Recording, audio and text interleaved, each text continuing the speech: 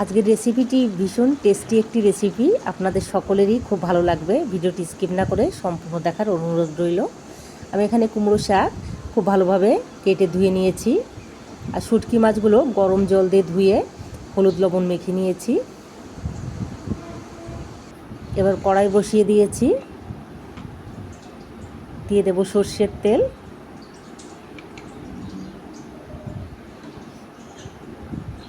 এবারে চিংড়ি শুটকিগুলো ভেজে নেব। যাদের কাছে শুটকি মাছে একটু গন্ধ করে তারা কিন্তু একটু শুটকি মাছ ধোয়ার সময় লেবু দিয়ে ধুয়ে নিতে পারেন, তাহলে কিন্তু গন্ধ অনেকটাই কেটে যাবে।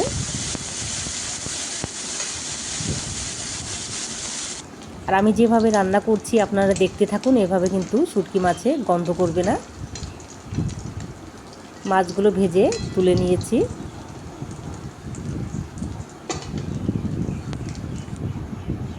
এবার এই তেলের মধ্যে দিয়ে দিচ্ছি আমি কয়েকটা চেরা কাঁচা লঙ্কা।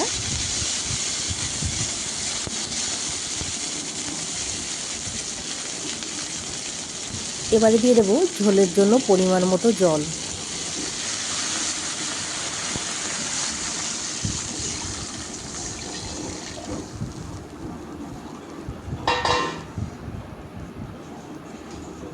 ঝোলটা ফোটার জন্য 5 মিনিটের জন্য ঢাকা দিয়ে দিচ্ছি।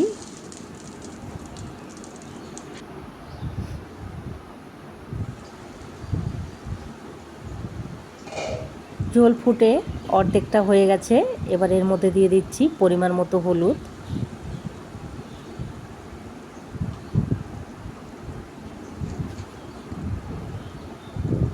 কুমড়ো শাকগুলো দিয়ে দিচ্ছি। কুমড়ো শাক দিয়ে কিন্তু খুব বেশি জাল করা যাবে না।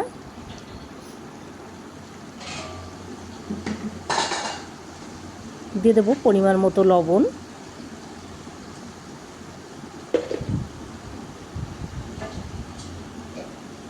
লবণ দেওয়ার পর 2 মিনিটের জন্য ঢাকা দিয়ে দিচ্ছি।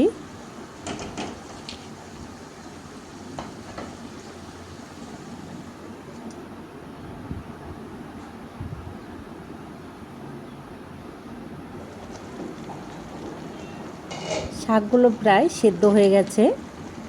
এবার এর মধ্যে দিয়ে দেব ভেজে রাখা চিংড়ি মাছ।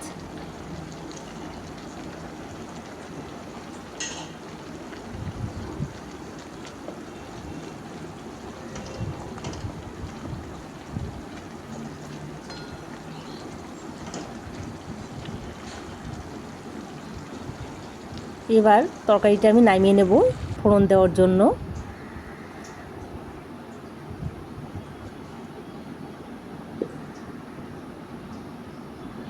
তেল গরম হয়ে গেছে।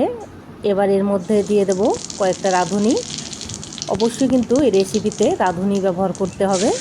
আর দিয়ে দেব কয়েক কোয়া রসুন। রসুন আমি এখানে থেতো করে নিয়েছি। এই রসুন দেওয়ার জন্য কিন্তু অনেকটা গন্ধ শুটকি মাছের কেটে যাবে। যারা রসুন খাবেন না তারা স্কিপ করবেন।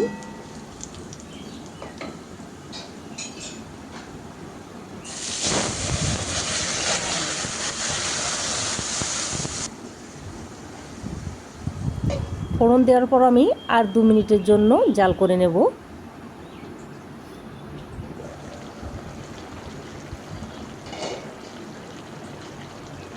এবার একটু কাঠি দিয়ে শাকগুলো খুব ভালোভাবে নেড়ে নিতে হবে।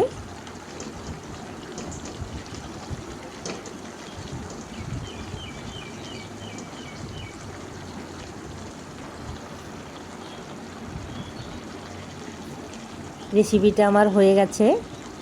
এবার নামিয়ে নেব। গরম গরম ভাতের সঙ্গে কিন্তু ভীষণই ভালো লাগে এই রেসিপি। আপনারা একবার ট্রাই করবেন। ভালো লাগলে লাইক, শেয়ার, সাবস্ক্রাইব করবেন।